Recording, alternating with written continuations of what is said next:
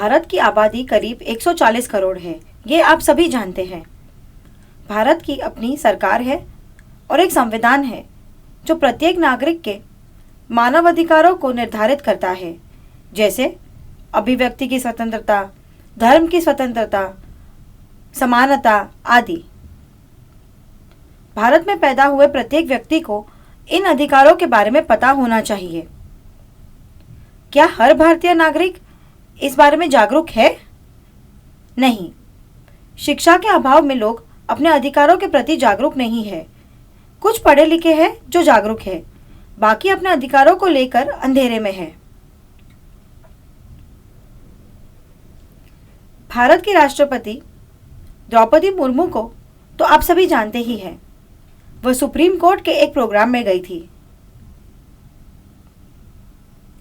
Supreme court में भारत के सबसे चतुर और होशियार लोग शामिल हैं। राष्ट्रपति ने इन लोगों को संबोधित किया और भाषण दिया। अपने भाषण में उन्होंने कहा, भारत भर में कई जेल हैं। हम लगातार और जेल बना रहे हैं। लोगों को लगातार जेल भेजा जा रहा है, जिससे भीड़ भाड़ हो रही है। इसलिए और जेल बनाई जा रही है। लेकिन क्यों? यदि हम अधिक जेल बना रहे हैं तो क्या इसका अर्थ यह है कि भारत एक विकासशील राष्ट्र है? नहीं। भारत को एक विकसित राष्ट्र तभी कहा जा सकता है जब न्यायपालिका मामलों को समय पर पूरा करने में सक्षम हो, लोगों को न्याय दे और जेल में कैदियों की संख्या कम करे।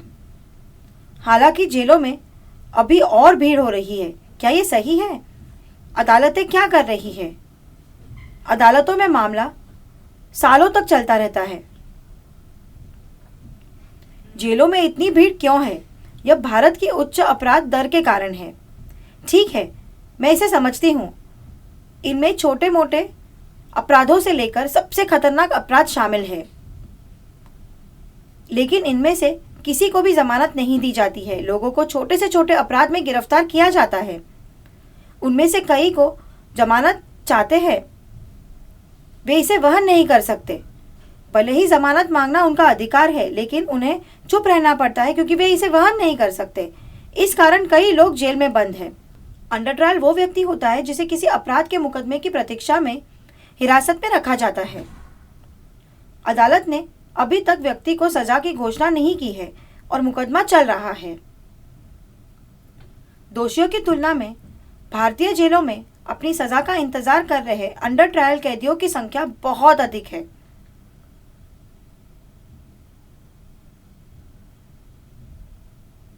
इसलिए अंडर ट्रायल कैदियों को जमानत दी जानी चाहिए। ये एक नियम है।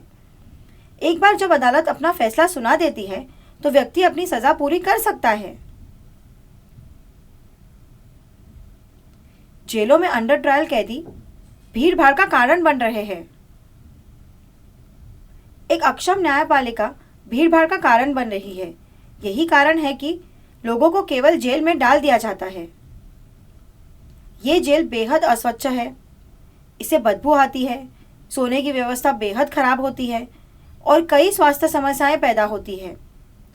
सभी एक साथ सोते हैं। एक शौचालय कई लोगों द्वारा साझा किया जाता है और कैदियों को बहुत परेशानी होती है। ये ठीक नहीं है। अदालत को अपराध की गंभीरता का आकलन करना चाहिए। यदि एक छोटा सा अपराध है तो जमानत दे देनी चाहिए। खतरनाक अपराधियों को जमानत नहीं दी जानी चाहिए और उनकी सजा जल्द से जल्द घोषित की जानी चाहिए। कोई देर नहीं होनी चाहिए। सुप्रीम कोर्ट में मौजूद सभी लोगों ने राष्ट्रपति मुर्मू की बात से सहमति जताई। उन्होंने ये भी कहा कि ओडिशा और झारखंड के राज्यपाल के रूप में उन्होंने लगातार जमानत देने की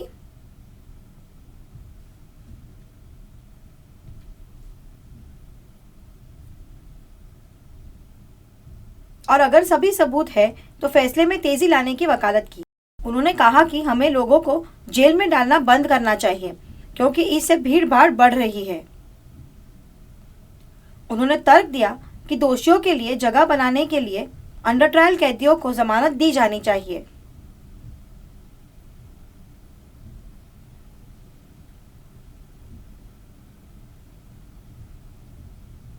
सुप्रीम कोर्ट में कई लोग इससे सहमत हुए। राष्ट्रपति ने यह भी कहा कि प्रिजन स्टैटिस्टिक्स इंडिया के अनुसार 2016 से 2021 के बीच गृह मंत्रालय द्वारा प्रकाशित एक रिपोर्ट में कहा गया है, जेलों में दोषियों की संख्या में 9.5% की कमी आई है, जबकि अंडर ट्रायल कैदियों की संख्या में 45.8% की वृद्धि हुई है।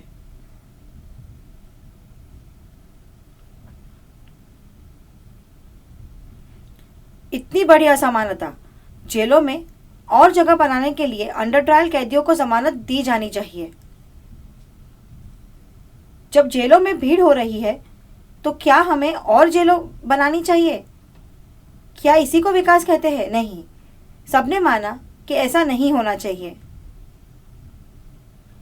क्या आप यह भी जानते हैं कि भारत में हर साल लगभग 1000 कैदी हिरासत में मर जाते हैं, जिनमें से 90% अंडर ट्रायल होते हैं?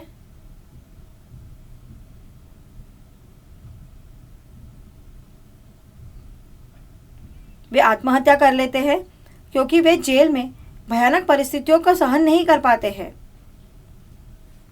छोटे मोटे अपराधों के लिए गिरफ्तार किए हुए कुछ लोग जमानत ना मिलने पर आत्महत्या कर लेते हैं।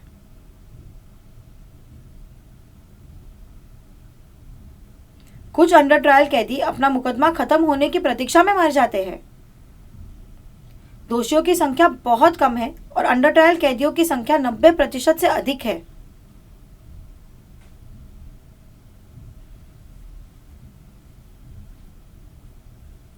राष्ट्रपति के अभिभाषण के बाद सुप्रीम कोर्ट ने देश भर के जेल अधिकारियों को निर्देश दिया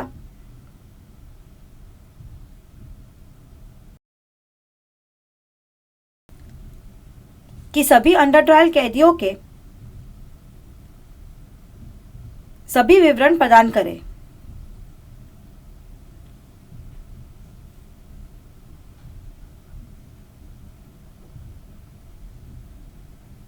सुप्रीम कोर्ट ने उनके मामले के बारे में और उन्हें जमानत से इनकार क्यों किया गया इसके बारे में सभी जानकारी मांगी है। जेल अधिकारियों को ऐसे कैदियों का विवरण संबंधित राज्य सरकारों को प्रस्तुत करना होगा।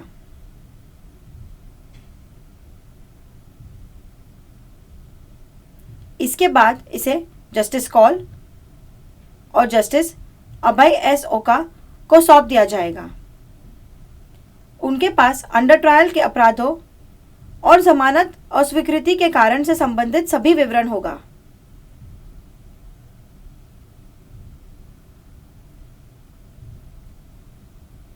वे 15 दिन में दस्तावेजों को नेशनल लीगल सर्विस अथॉरिटी को भेज देंगे।